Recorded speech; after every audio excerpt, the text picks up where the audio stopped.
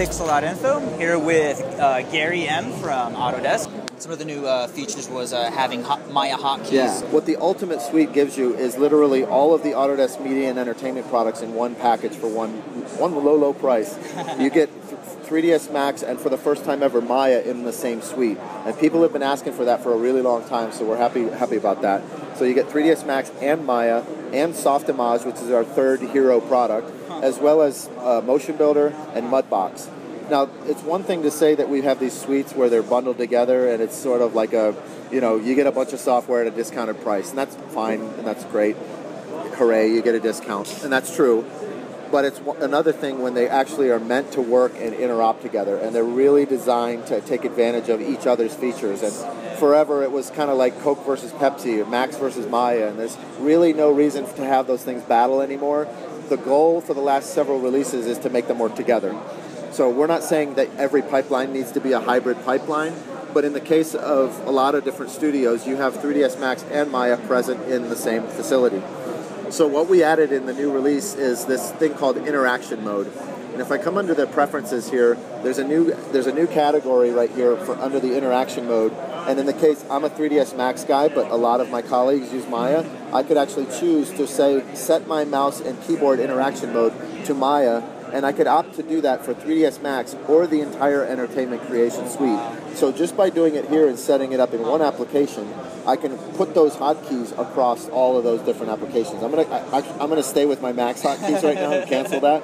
But to show you what's happening, if I were to have done that interaction mode, what's happening is another new category in 2013 release of Max.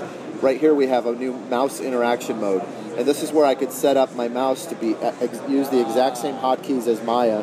So it's going to be comfortable for people coming from Maya and maybe wanting to come into 3ds Max to use something like that's unique to Max, like the character animation toolkit, which I can show you in a second here. But more about this Maya interaction mode in Max, we have things like the autofocus for the viewport and the Maya mode selection, and also things like locking the orbit in the orthographic views and so on. So these are basic navigation features of how a Maya user would work, and we're offering them inside of Max to make that transition. And transition's the wrong word. We're not trying to say Maya guys should switch to Max or vice versa. It's more that there's tools in both of these packages, and it's all happy and playing nice together, and you're taking advantage of the opportunity to use both of these.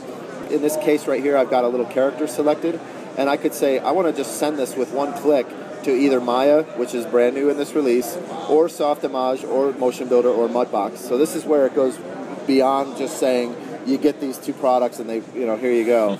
This is where I can have a character selected in one application and just one click send this over, and it pops this character right in. I don't have to do any saving out of file formats. I don't have to worry about things like scale like we just saw a second ago.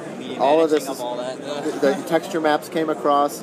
So now I'm in Motion Builder looking through, and there's the 3ds Max camera, but I have this character model, and I can do things like automatic character definition. I can control things like having my Max character be driven by a control rig that's actually been defined ahead of time by Motion Builder. So I've got full inverse kinematics, and new to this release, I've also got the ability to do full body IK. So full body IK on a cat rig coming from 3ds Max, so that's new. And what I can also do is, in the case of Motion Builder, one of its strengths is doing things like motion capture. So one of the ways that you can drive motion capture in here is using a Microsoft Kinect device. And I do living room motion capture at home using a simple Kinect device. There's a free DLL. What's the program I use? It's a Brekel Kinect. There's a Brekel, Brekel.com. I believe I'm getting that right. And they give away free drivers for Motion Builder that let you do Kinect motion capture in Motion Builder.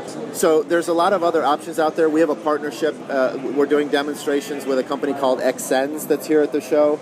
And it's a little bit more of an expense, more than $120 thing, but it's a motion capture system that fits in a flight road case.